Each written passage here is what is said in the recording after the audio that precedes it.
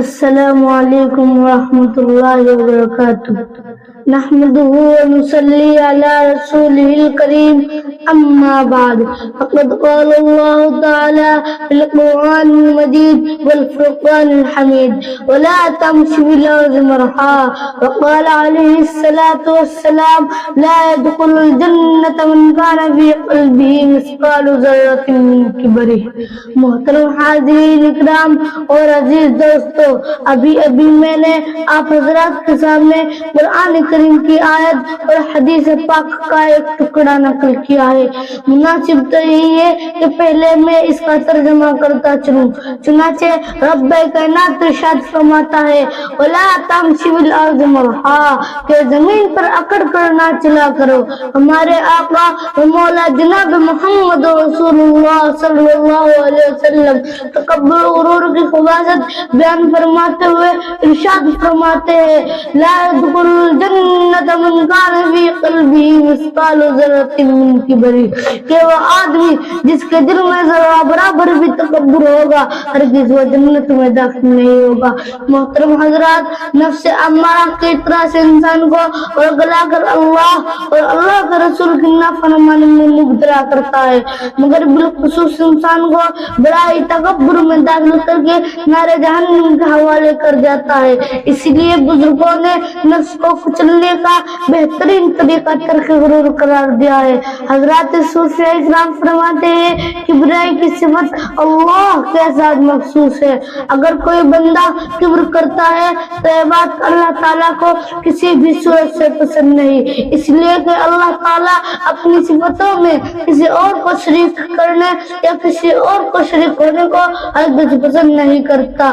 لہذا تکبر و غرور سے پرہیز کرنا اور انا کو مٹا دینا ہی بزرگوں کے نزدیک جہاد بالنفس ہے، اور جو انا کو مٹا دیتا ہے اور اپنی مرضی کو اللہ کی مرضی میں فنا کر دیتا ہے تو ایسے لوگوں کے لیے وعدہ خدا بندی ہے لہم درجات عند ربہم، وہ اللہ کے نزدیک بلند و بالا درجات پر فائز ہے۔ معلوم ہوا کہ جب تک کوئی اپنی انا کو مٹا نہ دے اور اپنے آپ کو دوسروں سے کم تر نہ سمجھے تو کبھی بلند مراتب پر فائز نہیں ہو سکتا۔ مٹا دے اپنی ہستی کو اگر کچھ مرتبہ چاہے، مٹا دے اپنی ہستی کو اگر کچھ مرتبہ چاہے، کہ دانا خاک میں مل کر گلو گلزار ہوتا ہے۔ تکبر کے معنی یہ ہے کہ آدمی اپنے آپ کو دوسروں کے مقابلے میں بہتر اور افضل تصور کرے۔ یہی وہ تصور ہے جو انسان کو ضلالت اور گمراہی کے تاریک گڑھے میں ڈھکیل دیتا ہے۔ جیسا کہ عزازی جو معلم الملائکہ کہلاتا تھا، فرشتوں کی صحبت میں رہتے رہتے وہ بھی فرشتہ ہی معلوم ہوتا تھا۔ اللہ تعالیٰ نے ابو البشر سیدنا حضرت آدم علیہ السلام کو وجود بخشا اور حکم دیا کہ جن و ملک سب کے سب آدم کے روبرو سجدہ کرے۔ جو ہی حکم خداوندی ہوا سب سجدہ ریز ہو گئے، مگر عزازیل نے سجدہ نہیں کیا۔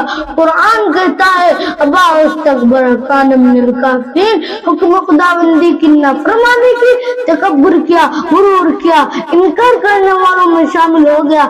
اللہ تعالیٰ نے پوچھا اے عزازیل، جب تو میری بارگاہ کا اس قدر مقرر تھا تو تو نے ایسا کیوں کیا؟ کہنے لگا اے میرے پروردگار، تو نے آدم کو مٹی سے پیدا کیا اور مجھے آگ سے، اور آگ افضل ہے مٹی سے۔ ارشاد ربانی ہوا فاخرج منہا فانک رجیم، پس تم میرے دربار سے باہر ہو جا، بلا شبہ تو دھتکارا ہوا ہے۔ حضرت شیخ سعدی فرماتے ہیں کہ عزازیل تکبر کی وجہ سے ذلیل خوار ہوا ہے اور ہمیشہ کے لیے لعنتی بن گیا۔ بزرگوں نے کہا ہے کہ عام طور پر انسان تین چیزوں کے سبب غرور اور تکبر میں مبتلا ہوتا ہے، کبھی کمال پر اترانے لگتا ہے، کبھی جمال پر اکڑتا ہے اور کبھی مال پر تکبر میں مبتلا ہوتا ہے۔ تکبر ایسی چیز ہے جو انسان کو اس قدر گمراہ کرتا ہے کہ ان چیزوں کے سبب سے انسان نہ صرف بڑائی میں مبتلا ہوتا ہے بلکہ خدائی کا دعویٰ کر بیٹھتا ہے، اور نتیجہ اتنا برا نکلتا ہے کہ انسان تکبر کے باعث رسوا ہوتا ہے۔ حضرت شیخ سعدی فرماتے ہیں اے لڑکے تکبر نہ کر، اس لیے کسی نہ کسی دن اس تکبر کے سبب سر کے بل تو گر پڑے گا۔ تاریخ کے اوراق گردان کر کے دیکھ لیجئے مغروروں کا انجام کتنا برا ہوا ہے۔ فرعون نے حکومت کے بلبوتے پر خدائی کا دعویٰ کیا تو انتہائی ذلت رسوائی کے ساتھ غرق دریا ہوا۔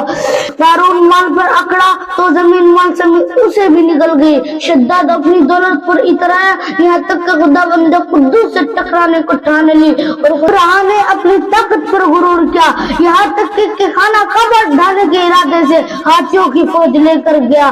تو اللہ تعالیٰ نے ابابیل جیسے چھوٹے چھوٹے پرندوں سے ان کا بھی کام تمام کر دیا۔ حبابی بحر کو دیکھو کہ کیسے سر اٹھاتا ہے، حبابی بحر کو دیکھو کہ کیسے سر اٹھاتا ہے، تکبر وہ بری شے جو فوراً ٹوٹ جاتا ہے۔ وما علینا الا البلاغ المبین۔